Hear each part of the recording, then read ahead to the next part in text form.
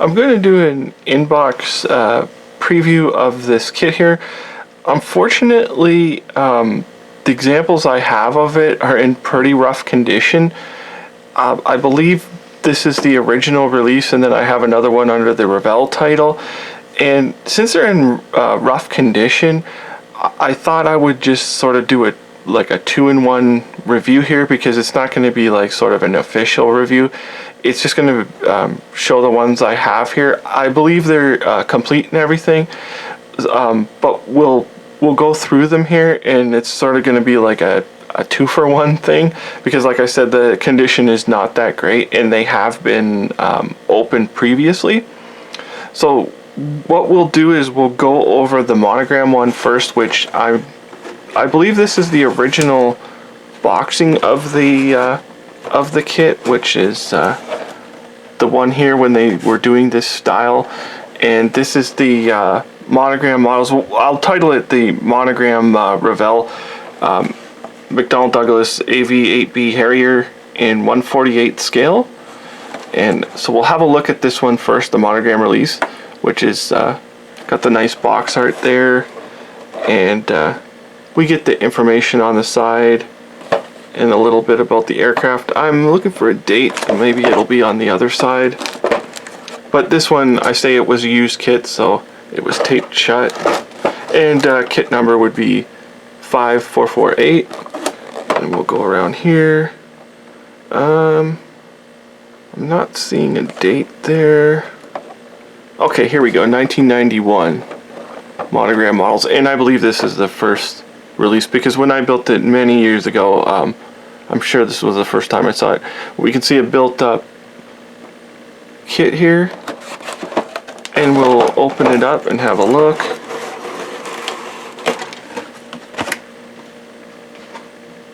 And so our instruction sheet here, like you can see, it's taken some damage over the years. I don't know if the box was wet or what, but it's got like quite a bit of damage to it. I'm guessing it was kind of wet, but it's not moldy or anything, so that's okay. So we get our information here, and it's the poster style pullout. Okay, this is good here. So it looks like 1987 was the initial release of this kit, so there is another boxing of this. And then we have our poster style pullout here of our various steps, and our nice gun pack there.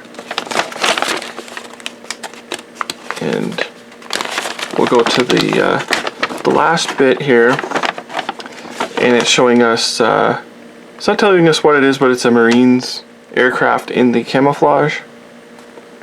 And our colors here, which they're calling out for federal standard colors, like I believe that's what the numbers are. So you can, whatever brand of paint you have, you'll have to research the see what the federal standard is and what matches in your brand of paint. Which is like, it's okay. It gives us more accuracy in doing the kit, but it's kind of lazy not to use an actual paint brand that's available to modelers. So that's this, and we're going to go into the plastic. Yeah, I believe this was missing the, yeah, this is the one that was missing the decals. So we can't really look at the decals, unfortunately, of this particular release, because it was missing when I got it. But this is actually a very beautiful kit. I think this is a very underrated kit. I do like it better than the Hasegawa one, because of the way the Hasegawa one builds with the upper wing is just a terrible fit, and you can't even open the canopy on it. And I think this one is excellent. It's just one of those things where it's the raised lines again that put people off from it. But you can see the amount of detail on here. In like the slime lines here, which is really neat. And then all of our little like thrusters there. And the other section here. And they've integrated the like our little aerials there. You can see how much detail is on it. We'll go over here. And on the underside. And on the inside, just very minimal. Like the sidewall detail, but it is there. And we'll move on to our upper wing. Highly detailed upper wing.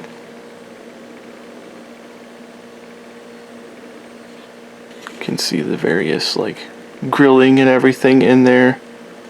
And like stiffener plates.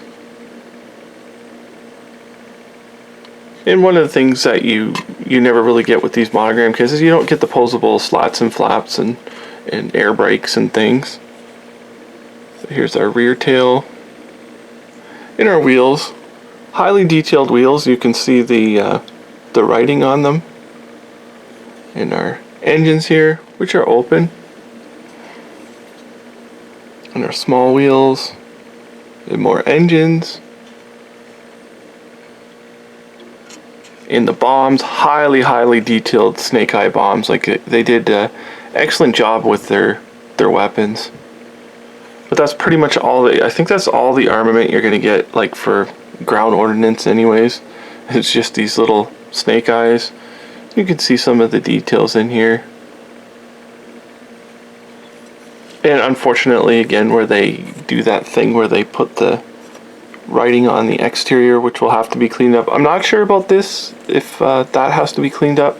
Have to look at marks. I'm guessing it should be cleaned off there, because this one is like recessed almost, and this one's raised. But I would look at plans, if you could find plans for this thing. And then you can see how the bottom section will plug in here, and you'll have no seam down the bottom. We'll move on to some more detailed parts. Here's your excellent pilot. Excellent amount of detail on him.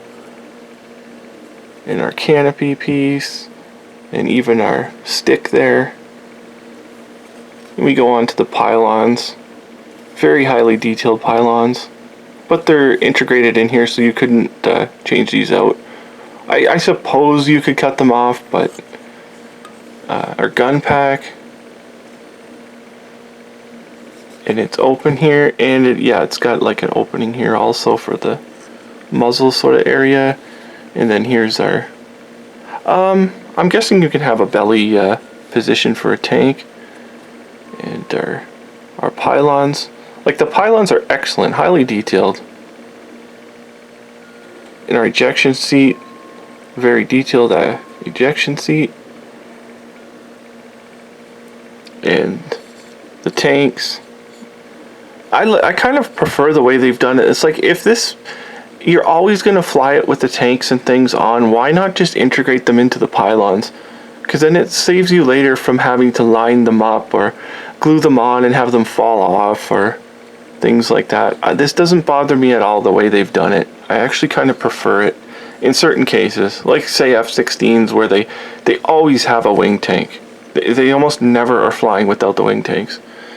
And you can see the detail there. We'll flip it around, and you can see the detail on the pylon again.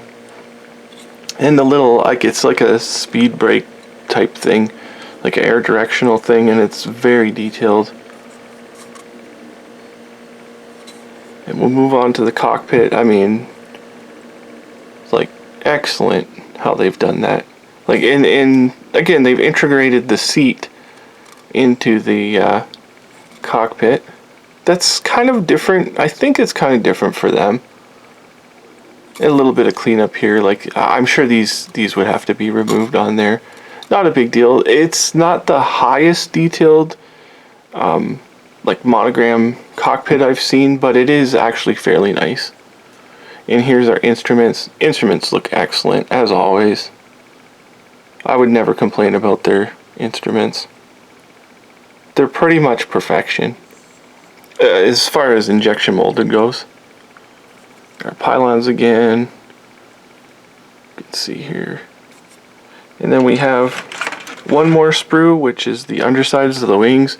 You can see how the pylons go in there very, very secure. It's not just two little dots. I mean, when they're in there, they're in there. And then again, the little thrusters, you can see how detailed that is. I unfortunately don't have a Hasegawa Harrier right now. All the ones I have are built, so I can't really compare that one to this one, which maybe in the future if I pick another one up I might do.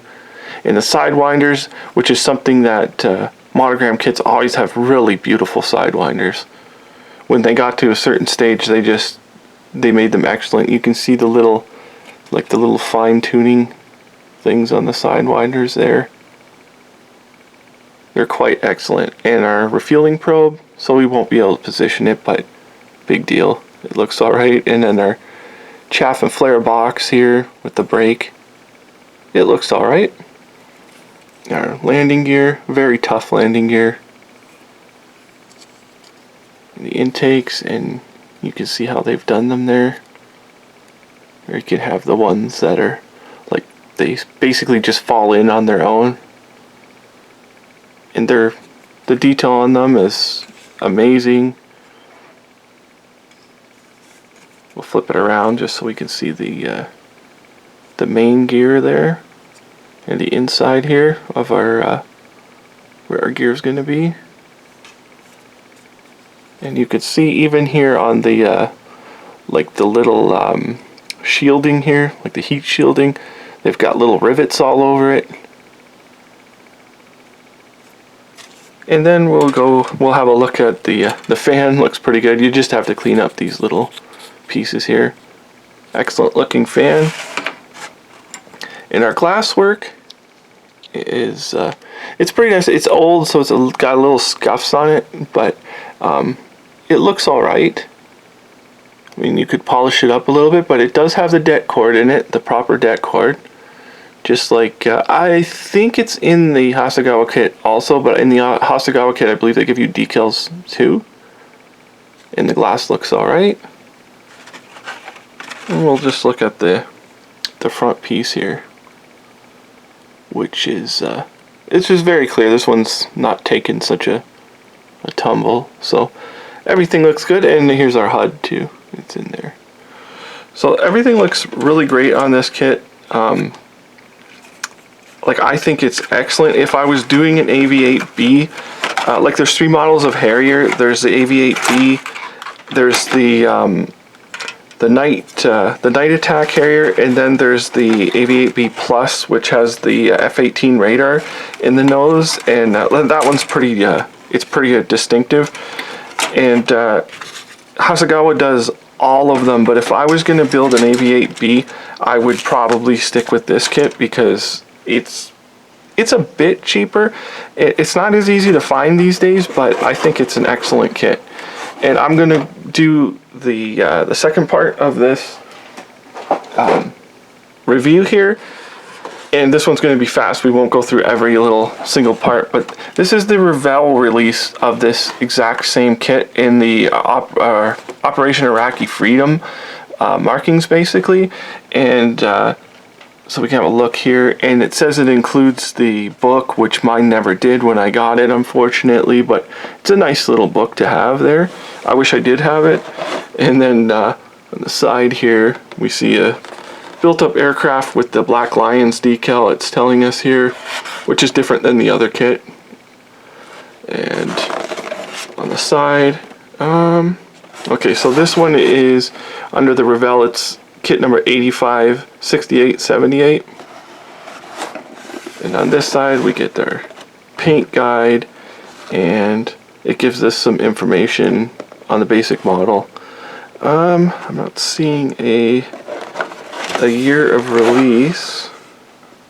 Okay, 2004 is our year of release. And this is a Revell USA kit, but I'm sure everyone knows that. The Revell Germany kits are in a distinctive box. And so we'll have a look. I want to see if it mentioned about the nose here. I don't think it really... Okay, so I wanted to read this specifically. I'll show in a minute, but it says positional fuselage, the thrust nozzles, and it's got, okay, it does say it's got the updated resin nose for the AV-8B. They call it A+, but actually it's a AV-8B Night Hunter, and then it's telling us our markings we get here.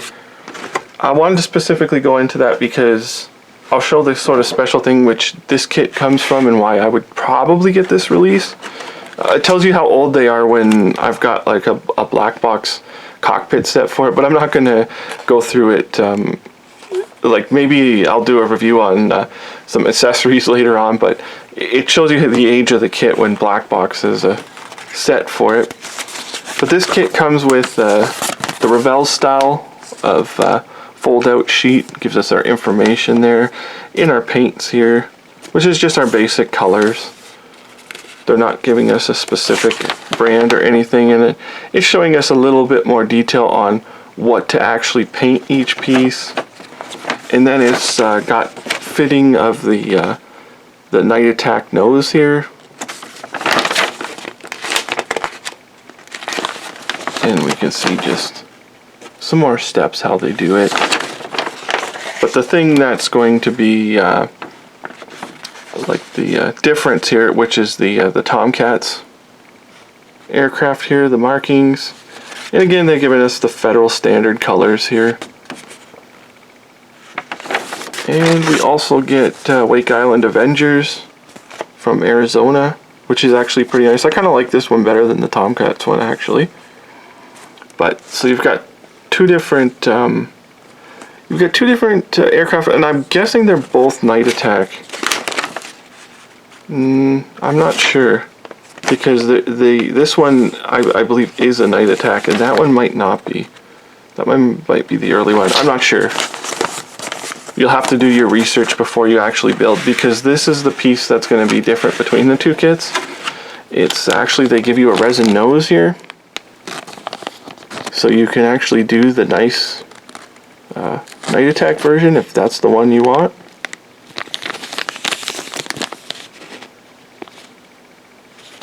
Which kind of puts the Hasegawa one, like I say, in second place. The only thing is they do the AV-8B Plus, which that's going to be your only option is the Hasegawa one. I wish they would retool, but I don't know at this point if they can retool for to do that variant. But you can see everything is pretty much identical. Like the molds are still crisp at this point, and they look pretty nice. I'll just quickly go through. You can see the parts. There's nothing really different, and again, I'm not seeing any flash or anything like that that would make me buy the original release over this one. There might be some scuffing on here, but it's not really a big deal. Yeah, so here's your lower strikes, which I didn't mention in the other. So you could put a belly pylon on there if you wanted. So you could have either the gun pack or just that. In our glass again, it looks pretty much identical. It sort of has the scuffs on it like the other one. And we get some nice decals. And the decals are alright. I don't know by this point if these are usable or not, because they're very, very thin decals. I don't know why we're given decals for the interior, because I mean, it's got such a beautiful interior. I wouldn't use them anyways. So this might be worth picking up a decal sheet for. I can't say for sure how usable these are. You can see how the carrier film is too. It may have taken a yellowing to it already. So basically this is a review of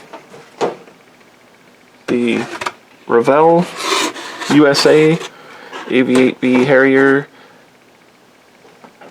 and the Monogram AV-8B Harrier. So like, I think it's a great kit, and I think it's a very competitive option to the Hasegawa one. The only thing is you're getting recessed panel lines in the Hasegawa one. There's a lot of build troubles with the Hasegawa one. In the future, if I find another Hasegawa, like if I get the AV-8B Plus, we'll try and compare the two just so you can see what they're like. But as far as building goes, I would think this is the better, easier one to build, just in my opinion. So other than that, thank you for watching.